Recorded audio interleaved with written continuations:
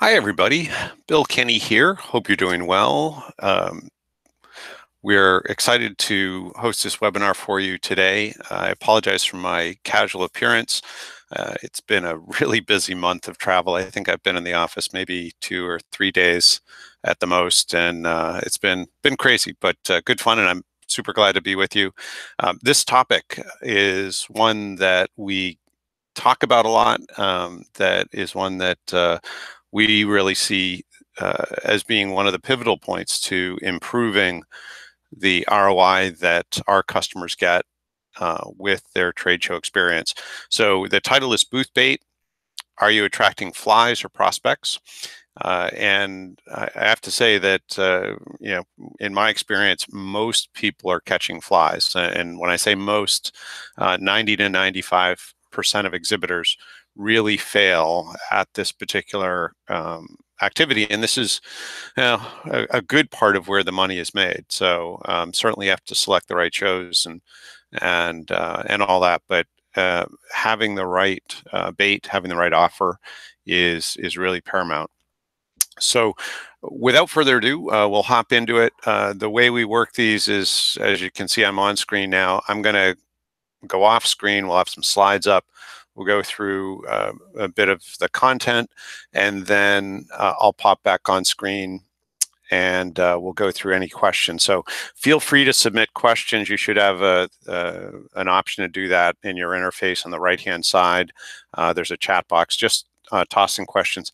I won't see them until I come back on screen. So, just be patient, but we'll certainly get to any questions that you have. And many of you did submit questions, so that's helpful as well. So I'm going to now pop over and share my screen. And let's see if we can get this rolling here. Hang on a sec.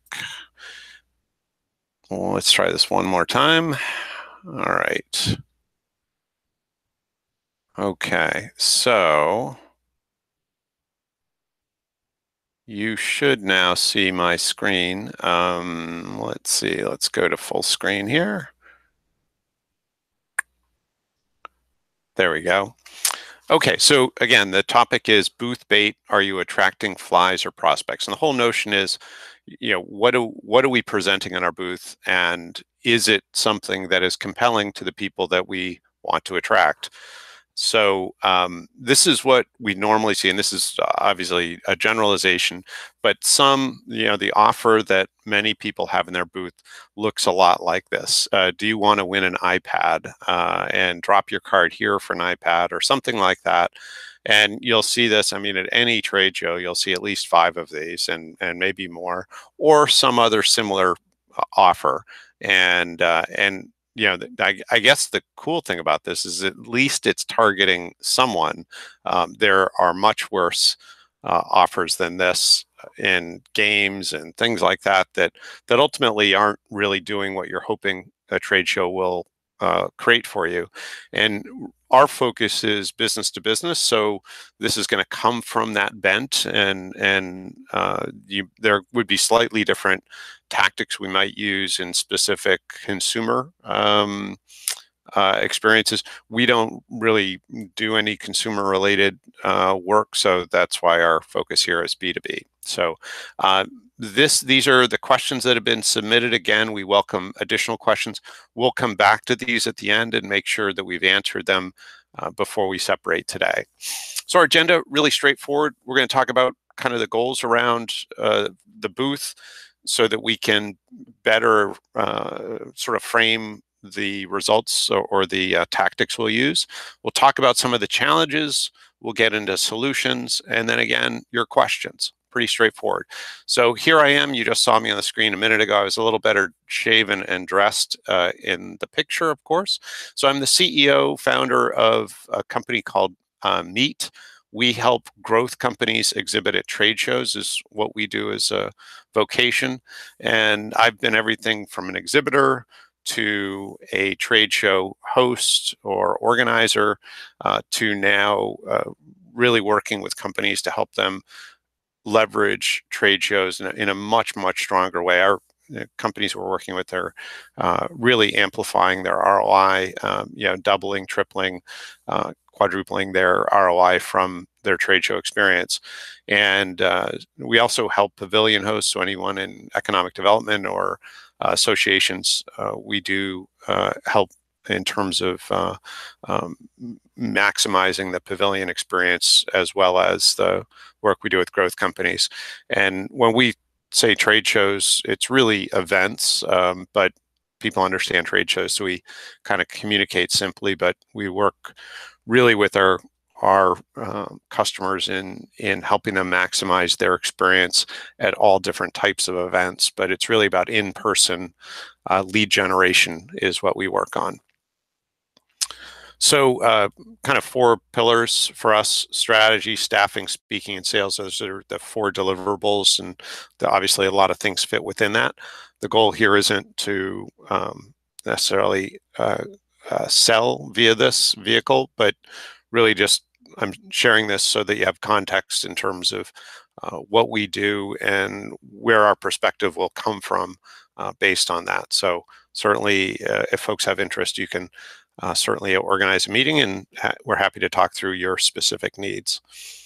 So let's dig into our topic here. So we have a fair amount of content today, so I'm going to pace fairly quickly. Again, we'll rely on your questions to help me come back to anything that I may have gone too quickly on, or that you have additional questions about. So when we think about a purpose and goals of trade shows, and really any activity related to sales and marketing, we want to be really specific as in terms of the outcome we want, because ultimately sales and marketing time and money or resource are thin, and we have to use them really effectively and in order to get the results we want. So when we look at the purpose of a booth, it's this simple. We look at the purpose of a booth as simply to identify prospects. In other words, we want to separate the prospects for us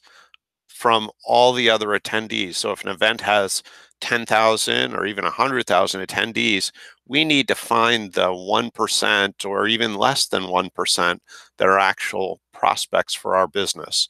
And that's the job of the booth, is to separate our prospects from everyone else in the event.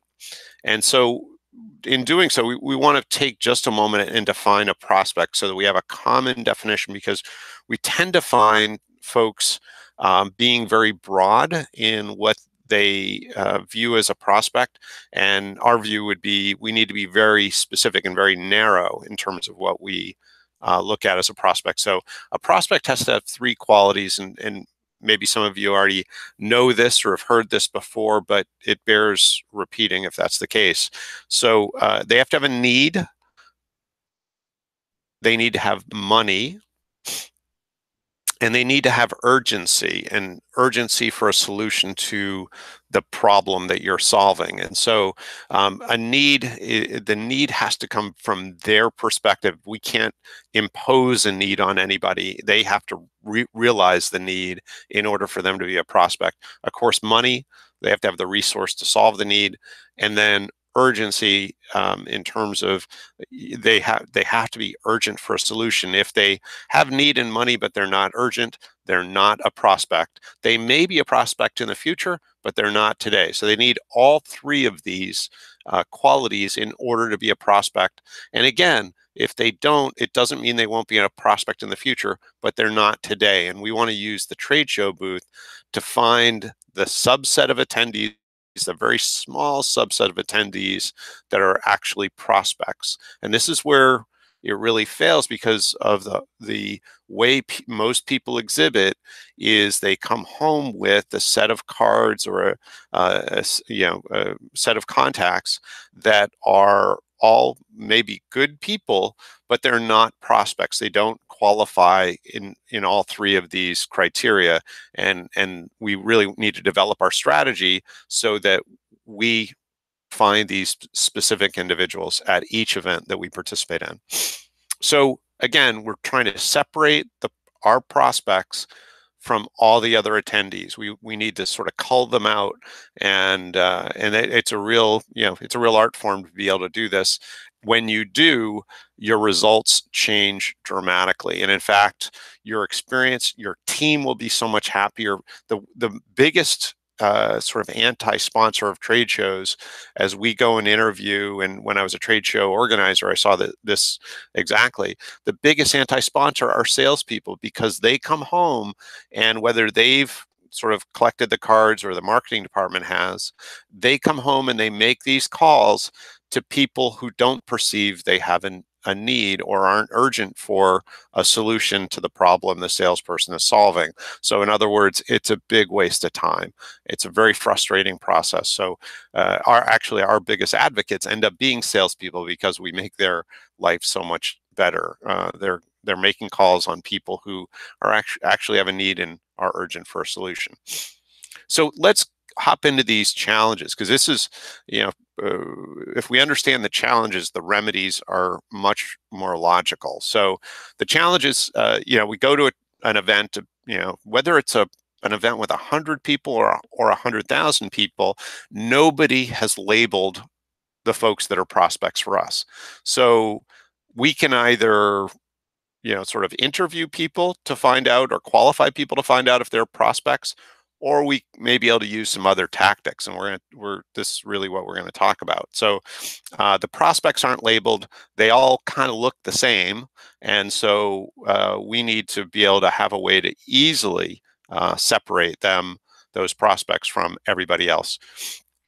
Another challenge is that half of the attendees are introverts. So, they're going to be looking at their shoes as they're walking down the aisles of the trade show. So how do we get their attention? There's a whole nother sort of set of challenges within that. If people aren't sort of interactive, if they're not,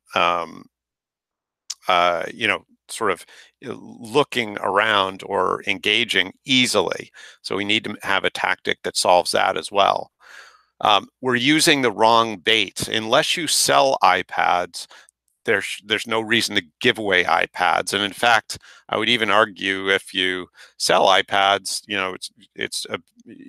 giving away iPads may not be the best way to figure out who's ready to buy an iPad. It may tell you who wants one, but it may not tell you exactly who has the resource to buy one. And to some degree, if you don't have an iPad now, you're kind of a laggard or a late adopter as well. So again, unless your business is iPads are the wrong bait.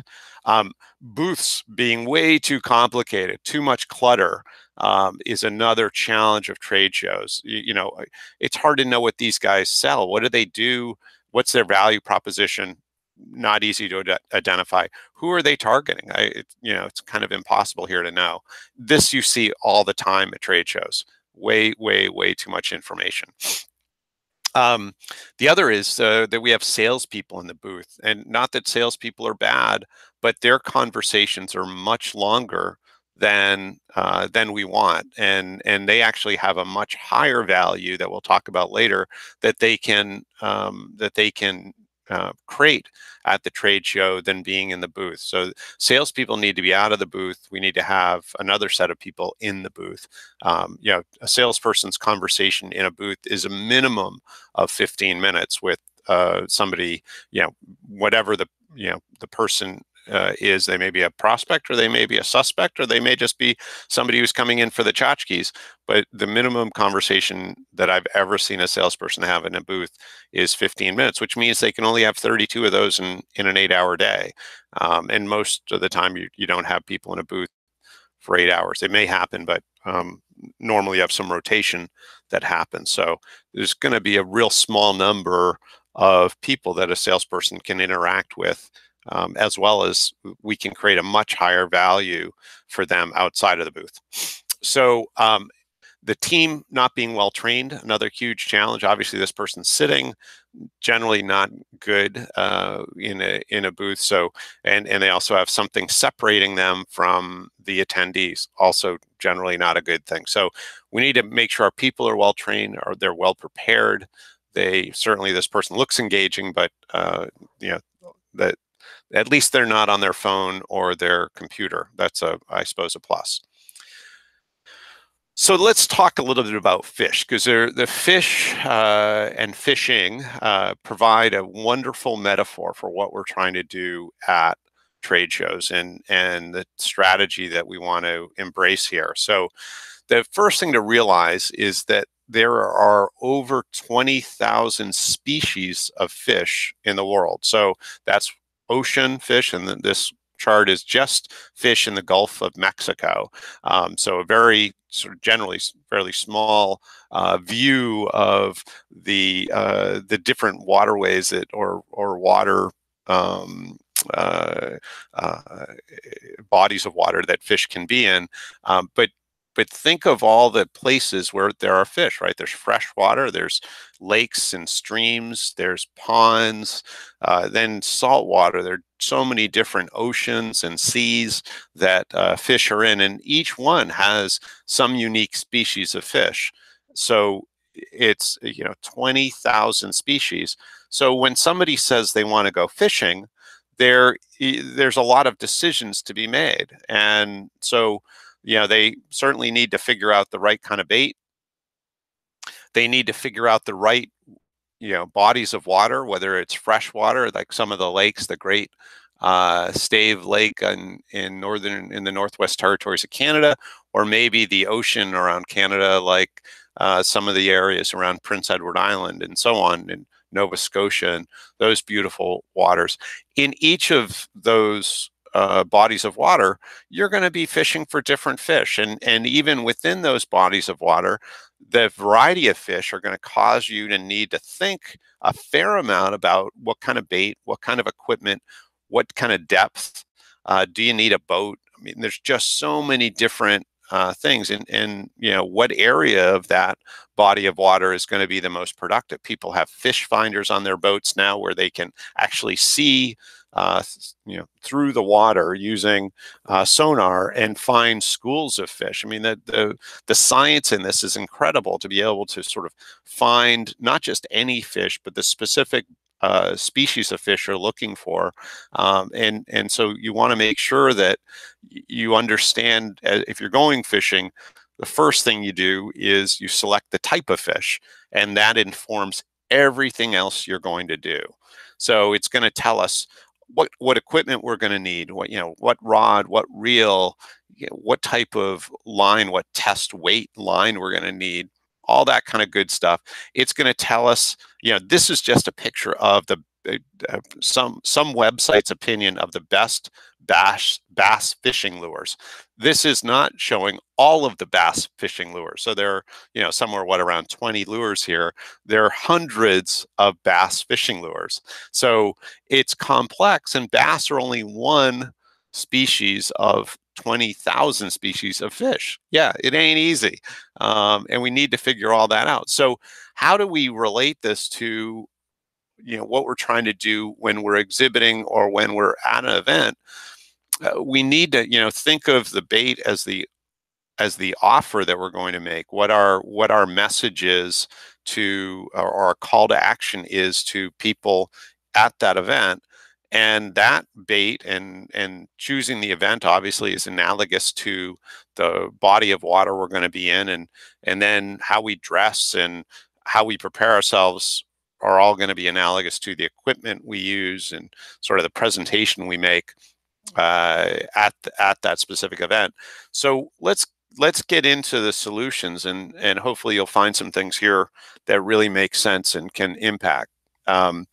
So what we want, so the normal way that people go to trade shows, or the way they sort of they perform at trade shows, is they'll get people sort of standing in the aisle or cheating out into the aisle to cause individuals to stop at their booth, which we're drawing them in for a conversation where we're going to have a conversation that ideally finds out if they are qualify as a prospect. There's a technique, and some of you probably know what inbound marketing is. And if you don't, I'll describe it. You've experienced inbound marketing on many websites. And so what inbound marketing is a technique that's used online today, where you, if you're on a website, there's some offer or call to action. Maybe it's for a free white paper, or it is, to complete a survey to learn, something about your business, whatever some kind of questionnaire or an assessment to learn about your business. There are lots of different types of techniques used online to get ultimately what it's doing is, of the, could be hundreds or thousands of people visiting this website. The offer is something that ideally only the prospect is interested in. And if they're interested in it, they opt in. In other words, they give their contact information in exchange for whatever that asset is. It's maybe the assessment, it may be the white paper, etc. And so there's if the prospect, if we've done our sort of the right thing in terms of creating the appropriate offer, that asset that the prospect is interested in, if we've done the right thing, then we'll attract the most valuable prospects. And if they opt in other words, if they freely give their information without coercion, then it's more likely, in fact, much more likely, that they're actually a prospect, that they satisfy having a need, having money, and having urgency. Money is the hardest one to qualify in this way, but certainly having need and urgency, which generally are the hardest to sort of figure out. People opting in very much tells us that they qualify at least on the two of the three qualifiers or criteria that we're looking to satisfy. And so we, instead of sort of coercing people into qualifying conversations and then following up with them and ultimately having a very inefficient process, because we've proven it doesn't work well. And I don't think we have to continue to prove that the sort of push method of booth exhibiting doesn't work, because we see all the time where people just are not satisfied with the results. So we want to, instead of push, we want to have a pull where people come into the booth for something specific. In other words, they see the bait and they come in and they want more information or to get the bait. And so if we do it right, if you think of people walking down the aisle in a trade show, we want non-prospects. Excuse me, that was a big sneeze. I apologize.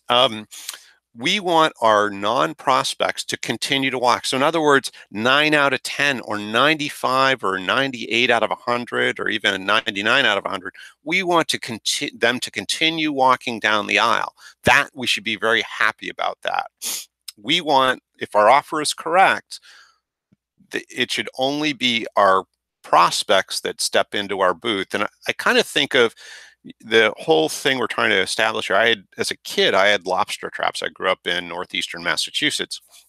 And a lobster trap has two stages. You come in, the lobster comes in for a small bit of bait, and then they come into a sort of a half of the trap is one chamber. And ideally, they move into the second chamber where there's much more bait, and it's virtually impossible for them to get back out. It's a trap is designed in a way that they can't get out, and we're not at all looking to trap people into buying. Excuse me. Again, sorry.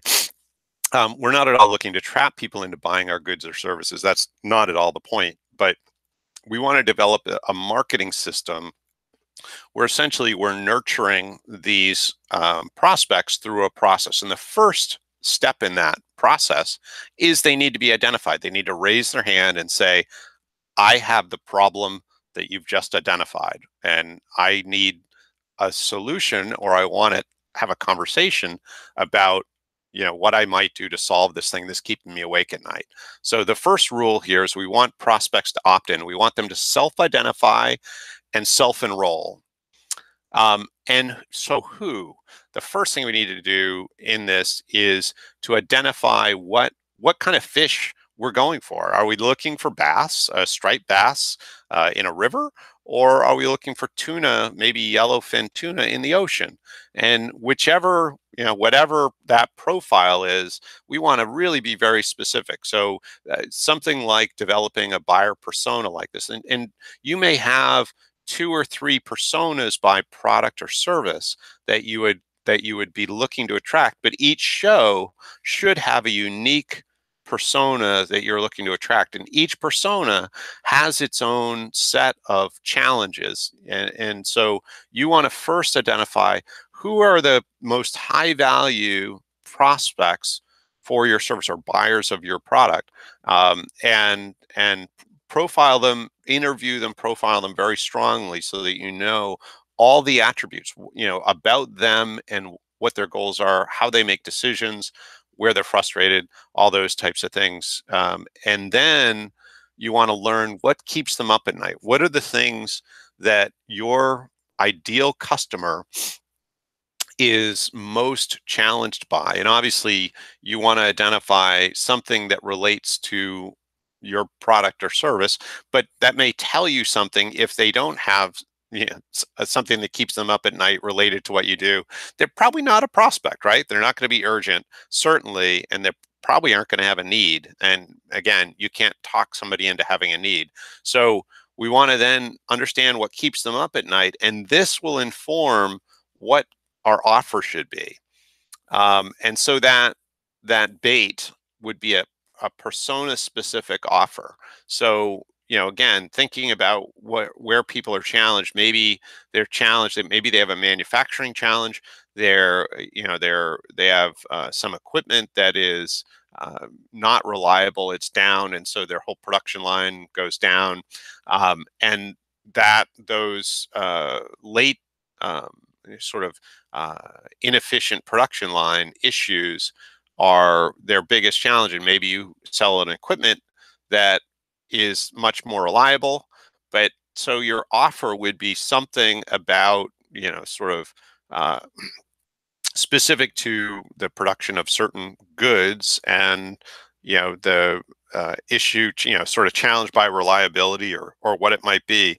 But ultimately, again, you want that offer to be only something that the fish, in this case a yellowfin tuna, we want to have a bait or a lure that only they would be interested in. All the other fish in the ocean are swimming by it, or they don't even see it because it's the wrong depth or the wrong place in the ocean. It's only where the yellowfin tuna and maybe a few others are, and the others just swim by. The yellowfin tuna, though, boy, they jump right on that bait. And again, we want to use a bait that only our specific persona is interested in. So offers can come in a lot of forms. You might think about the easiest way to sort of go through this is think about all of the different types of marketing techniques that you use. Maybe you do email newsletters. Maybe you do webinars. Maybe you do, client assessments or white papers, and maybe you do informational videos, whatever it is. But you have, beyond going to events, you have a variety of other ways that you market or lead nurture your clients. And so think about those. So it might be webinars, it might be doing assessments, it might be just facilitating discussion groups on these things that are keeping your client type or your best client type up at night. Maybe you do white papers, but whatever the assets are, and there are certainly more beyond these, but your offer would be one of these assets that has a provocative title or topic specific to the problem that your buyer has. And so, you think of those sort of got milk ads, great billboards. That really was a wonderful campaign. It got people to stop and, sort of think about, gosh, I need more milk, or the white milk mustache, and gosh, I'd love a cookie right now because the milk and cookie taste so darn good. But whatever it is, you want to have an offer that, again, as your your prospects, people are highly distracted at trade shows. Half of them are introverted, but there's so many communications coming at them from all different directions. Our communication needs to be really simple and really direct, so that, again, think of that fish in the ocean. They have lots of things that could distract them from our bait. We need to make sure our bait is easy to spot, and it's compelling, and it's somehow attractive to that buyer. I mean, and overwhelmingly attractive to them. Of course, we could do interviews. We might be, preparing some type of best practices or whatnot, and interviewing people so that they can both be a part of the best practices, maybe also receive them, whatever the case might be. We might be writing some technical papers or whatnot and doing interviews, but whatever our next level is, we want to engage people in that. So when we think about how do we make this offer in the booth? So we want it to be persona centered. We want it to be only something that persona would be interested in. But then how do we message it so it that they'll stop? Number one is, we think about it like a billboard. So you're using less than 7 words. The text should be big and bold. There should be a good contrast between the background and the text, and you want a strong and or provocative statement or question. So again, it's just, you want them to put on the brakes. Only our prospects to put on the brakes and turn into our booth when they see this offer. Just it's if you think about good websites that you go to that sort of make an offer and have caused you to engage and enroll, it's going to be very much that same technique that you're going to use in a booth. And this really changes who we want in the booth. So the number one, in most cases, people put their salespeople in the booth. So let's think about that salesperson in the booth. Number one, they're only going to talk to a maximum of 32 people a day, because their conversations are, it's at least 15 minutes. And we've already proven that salespeople in the booth in a B2B context is not effective, just from the standpoint of sort of qualifying leads that they would later follow up on. So that alone tells us that we don't want salespeople in the booth, because we're already proving that it's ineffective. So where can they be used much better? Well, you likely have customers already, and so they could be in retention meetings with existing customers who are also at the trade show. They can be in meetings with people who are already in the sales funnel, already in the sales pipeline. Maybe they have proposals, whatever the case is, but those could be next level meetings with prospects. They could be better penetration, better service meetings with existing customers.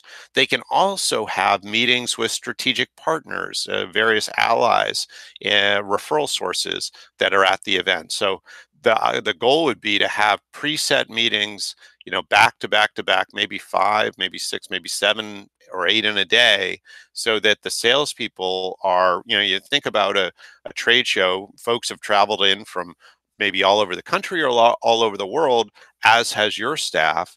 And so much more effective if, instead of having to go travel to meet with all these people, if the salespeople can do these one-on-one meetings and, just grab a spot at a coffee shop, rent a room, whatever you have to do. I mean, there are a lot of, there's certainly a continuum in terms of the investment you can make. It could be as simple as a coffee shop, or, sort of a diner. It doesn't really matter, all the way to, renting a room and maybe having some hospitality in the room and all that kind of stuff. But get the salespeople out of the booth, get them in one-on-one meetings, preset those meetings, and make sure that those are high quality and a good use of the salespeople's time. And you may want to schedule just half the day for the salespeople in meetings, the other half leaving open for getting them out into some of the content, some of the features of the event, the workshops and so on. There are undoubtedly specific workshops that would be helpful for the salespeople and the executives and so on. You also may want to leave room to set meetings while you're at the event. that's certainly a reasonable technique, but ultimately get the salespeople out of the booth. The folks you want in the booth are what, for lack of a better term, what we call engagement and enrollment professionals. And there are lots of versions of these, but in a B2B sense, we don't necessarily get involved with the I guess the booth candy or the sort of provocative people in a booth. That tends to distract from what we're really trying to accomplish, and that is to separate the prospects from the general attendee, which our prospects generally aren't looking for a provocative woman or a provocative man in that regard.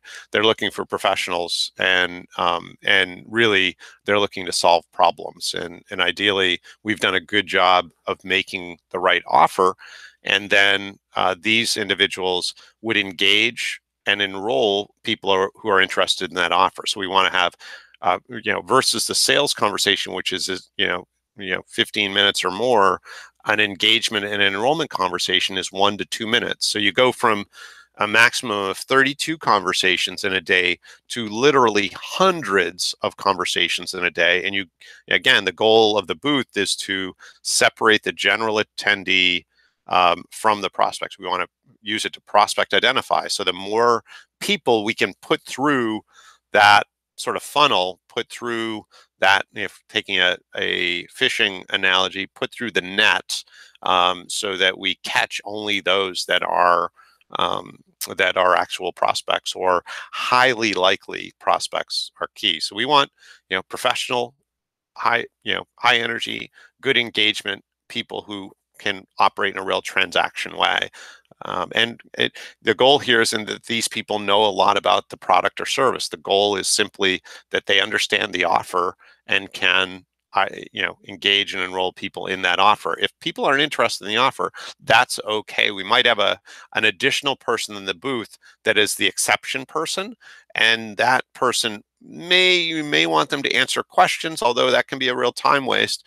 It may be that they do a little bit of qualifying, and then if it's appropriate, set a meeting with one of the salespeople. Maybe there are going to be times when people want to skip the sort of marketing, and maybe they're that urgent that they actually have an immediate need that we want to get them in front of a salesperson with. This is when it gets to sort of the fine tuning of the strategy. One of the other things that's really cool about doing using this offer technique is that it's very easy to, in the morning, have one offer aimed at one specific buyer persona, and in the afternoon have a different offer aimed at maybe a different buyer persona, or you're testing the offers. And again, think about, we saw earlier the bass fishing lures. There were 20 or so best bass fishing lures. So a bass fisher person is not going to just use one lure. They're going to use different lures and see which one sort of on this day, in this particular place, which one is the most attractive for the bass in that area. And so it's going to be something where you can change up the offer, and you want to build that flexibility. But think of how much you can learn at a 2 or 3 or 4 day trade show by having different offers in each half day or each quarter day or whatever the case may be. But not only what you can learn about what people respond to, but you can also your targets, what they're responding to, but also that as you learn and you fine tune that, that's going to inform all of the rest of your marketing to that particular persona. So that idea of A/B testing is incredibly valuable, and we go through specific strategies when companies are doing market entry to get this information very quickly, right? Because if you're just going to national and international trade shows, those are once a year, and you're not going to get. You'll get some iteration there, and you'll get some information, but having a more frequent exchange with potential prospects at sort of more events can give you information much quicker. And again, when you're doing this, you're not only sort of informing your marketing, but you're informing all of your communication as well. So how you present that offer, how people talk about your value proposition, all of those things can get tweaked to really improve and perfect all of your marketing, including your event in-person marketing. So our goal here, really simply in going through and doing all this, is thinking about whether it's 100, whether it's 1,000, whether it's 100+ thousand people at a show. We want to pull out and easily identify or have them self-identify those few that are prospects. And so having this really sort of simple but I think elegant system to do that, where we're making an offer that only our buyer persona is interested in, and then from there nurturing them through whether it's a webinar or a series of other marketing assets until they get to a place, because we got to get them to a place where there's trust that on their side to be able to allow us to have a meeting, whether it's virtual or in person. But it's generally not super easy to go from no knowledge of somebody to a meeting. And so the idea of this is to first identify them, give them a variety of simple experiences that build our credibility, and then get a meeting. And the trust level will be so much higher when we have that meeting. We'll get a lot more information from them and then be able to offer a much better solution to them because we've used this process. So I'm going to pop back on screen in just a moment to answer any questions. But I first want to share, we actually have 2 webinars in May. So on May 15th, we're going to do, and this is targeted specifically to companies coming into the US or North American market through trade shows. And I somehow missed trade shows. I just got trade. But entering the US market through trade shows, Scale Now, and that'll be Tuesday, May 15th. We are finding that noon Eastern time works pretty well for most people, so we'll stick with that. And the other topic that we're going to take on in May, and we're going to do this on May 30th, is why your sales people should never be in your booth. And we talked about it a little bit today, but we're going to get into much more specifics about this and real solid tactics around this on May 30th. So Wednesday, May 30th, again, noon Eastern time. So feel free to enroll in those. We'll certainly get out that information and sign up info. And we certainly look forward to having you there. This is certainly to grow, not just growth companies, but also pavilion hosts. So hopefully you all find that helpful. So I'm going to pop off screen in a second. Here's my contact info. You all have my email, so you should have that. But just in case, feel free to reach out with any questions directly. Sometimes you think of something after the webinar's over, and that's totally fine as well. And certainly if you're interested in what we do, happy to have that conversation as well. We'd love to learn more about you and your trade show goals and really what you're doing now in terms of trade shows as well. So, and I should say down at the bottom of the screen here too, feel free to tweet about this webinar, about what you learned today. 2 different Twitter handles, at @myEEteam, and it's not .com, it's just at @myEEteam, and then or at Bill Kenny, which is just my name. So good. I will pop back on screen here and let's get into your questions. So great. So the questions, and let me just go back over. Sorry, going back over to the screen here. Doesn't look like any additional questions have been submitted. Feel free to submit. I'm going to pop through the questions that were pre-submitted here. So the first question is how to handle initial contact with prospective clients. So yeah, and so I think this question sort of is on the paradigm where we are having more of a sales presence in a booth, and so again, the goal is to have more of an engagement and enrollment professional in the booth. and where we're making an offer that people opt into. And it's going to be a really good trade show experience if you come home with maybe less cards, or a smaller number of cards. It may be anywhere from 50 to 100 to a few hundred, but ideally it's not, many hundred or even thousands, because there are really two issues. One is we have limited time to follow up on leads, and sort of limited energy, and we want to make sure that the leads we get are quality, because our time is limited, and we want to be efficient in how we do this. So unless there are going to be some consumer goods companies that, volume is important, but most of us in the B2B world, it's really about being very specific. So we want that initial contact. We want to have an offer that's very distinct to our buyer persona, and have somebody making that offer who is very good at engagement and enrollment, and on to the next person.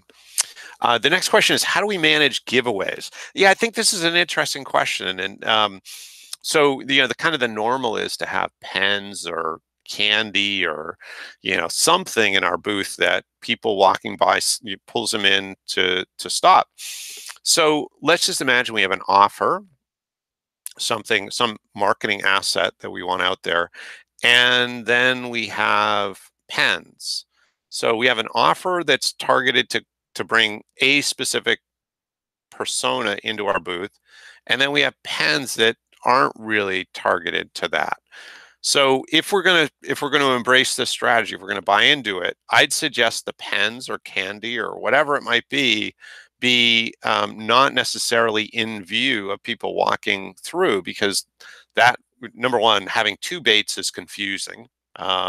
You're going to end up with a mix of who you attract, and in fact, the more you say, the less people see. And we say things not only in words, but we say them with whatever is visible. So if we're going to have giveaways, and again, if we're going to embrace this process, the giveaways probably want to be out of view, and something we can hand to somebody who's opted into our offer, or at least stop for a conversation as a minimum. And so that would be my suggestion, that having giveaways, unless they specifically relate to and something that only our persona would be interested in, then I would put them out of view. If they relate, then great. Then that will help you get more of your persona in. That's a good thing.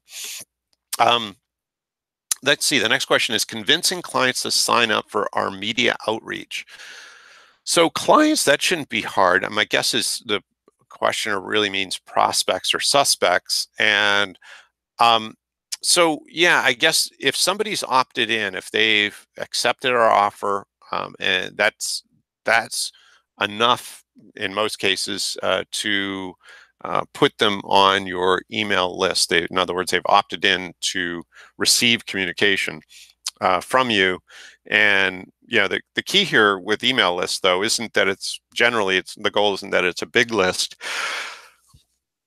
The goal is that it's a specific list, and that it's filled with people who are likely prospects, and or people that that are somehow related to us. So yeah, we once people opt in, then it's all good. I'd suggest that convincing them in the way this is phrased, where the goal isn't to convince them, the goal is to get them to opt in, that this is valuable, and they want sort of more information. And again, if they opt into your offer, that's they're opting in to receive communication as well. At least that would be my position and how we normally practice this. Next, trying to keep attendees engaged. Well, if our offer is correct, we're not looking to address all of the attendees. We're just looking to address those that are specific to us. Again, we want most of the fish to keep swimming, and our bait should only attract the fish we're aiming at. So, and keeping them engaged, our goal actually is to get through as many as we can. If there are 10,000 attendees, we want to have the best chance to filter as much of those 10,000 as we can. And those that don't come by, maybe the only 8,000 come by because our area of the exhibit floor isn't related to the other 2,000. That's fine too. They've sort of self-selected out of our sort of area of business, and that's totally fine. But again, the goal is to filter through and identify the prospects that are under that roof. Um, let's see the next question. Should you be driving web traffic through booth giveaways? You could, if that's your goal, if that's a metric for you. It may be more of a vanity metric, or than things that are more tangible, like the number of people that opted in for a specific buyer persona specific offer. I think would be a much better measure of your success. And then, of course, from there, it's going to be a number that agreed to a meeting, and then it's going to be the number that received a proposal, and then it's probably going to be the number and the value of the business close from those are going to be the metrics we would look to use. So if I'm not really sure that there's a significant goal in driving web traffic as it may be that there is something of your offer that requires them to go to the web or website, which is all good. So that might be what you measure, is the number of people that actually took advantage of, whether it was the assessment or whatnot, after signing up for it. Let's see. Oh, yeah, here's an interesting one. How to attract drive-by traffic. So I'm guessing that is the idea that, people are walking down the aisle, and how do we get them to stop? I think, less is better in the booth. So, boiling the booth down to a simple message, a simple, direct, provocative message, maybe. But, I think the way to assure that the right people won't stop is to put a lot of stuff in your booth, because it'll be distracting, and you'll probably tend to get more curious people than anything. So you want to be really direct and specific in what your booth is and what your offer is. Again, people are evaluating so many different messages when they walk through a trade show. I mean, every row has 20, 50, or hundreds of exhibitors, and they're walking down many rows and aisles. And so how do you stand out from every other message that they're getting? Simple, simple, simple, please. How can we draw the maximum attention at a fair or a trade show? I think it's keeping the message simple, making sure you're in a location. Again, thinking about fish, we're going to catch the fish we want by being in the right location, by offering the right bait or something they're interested in, by making sure that we're communicating in a way that they're hearing. It's so, the right depth and using the right equipment and so on. But, keeping it, really direct to that buyer persona. Again, fish where they are and fish with the bait that they're interested in. That's simple.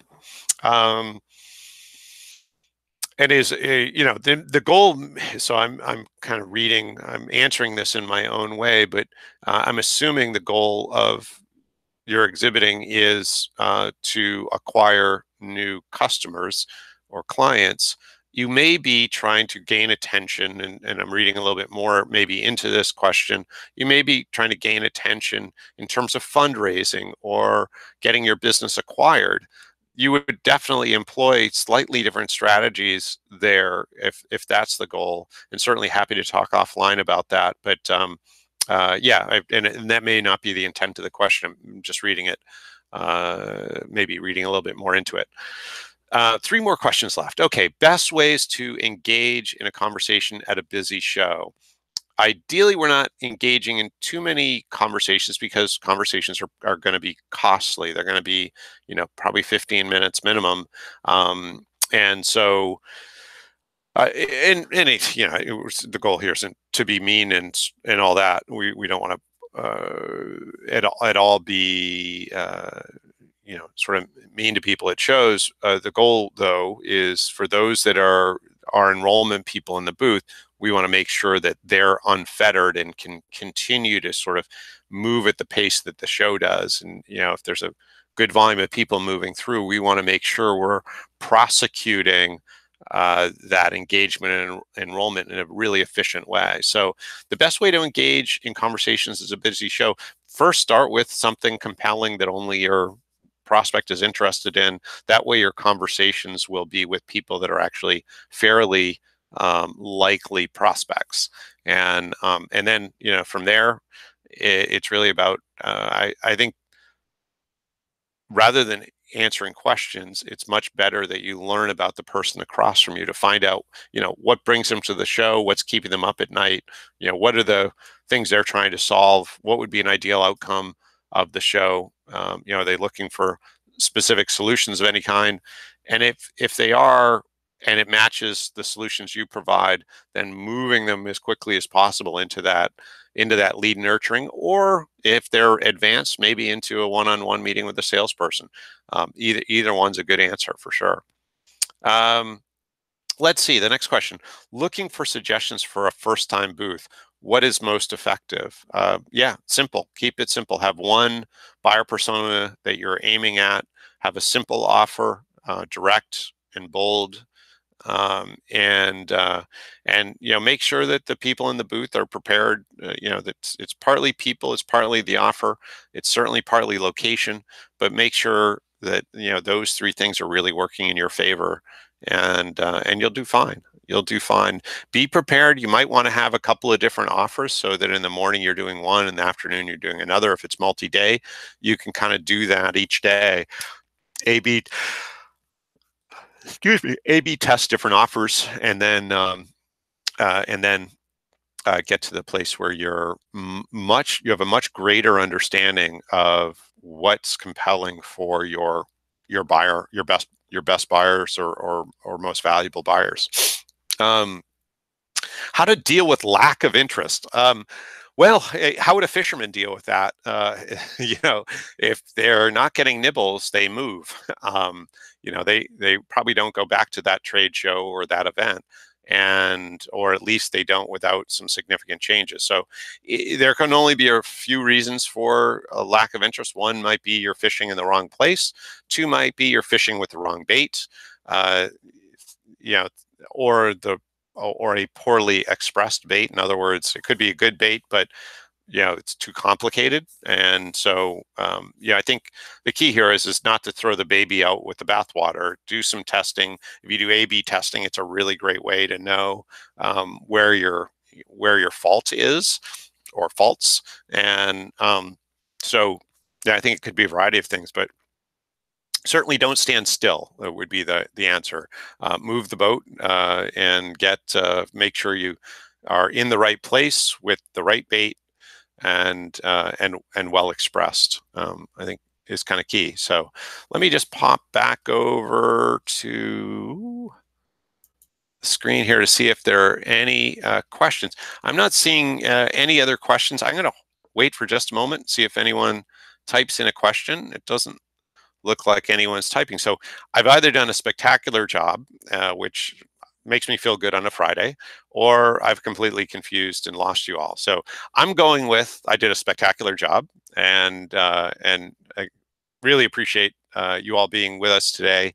We will, if you came in late, we will be sharing the link to this once it comes live on YouTube. But until then, please have a wonderful weekend. It was great to be with you, and feel free to reach out with any questions or any ways that we can be of assistance. We'd certainly be very glad to have a conversation and learn more about your goals, how you do trade shows currently, and we might find some way to work together and have some fun. So anyway, enjoy your Friday and have a wonderful weekend. Hope to talk to you soon. Bye for now.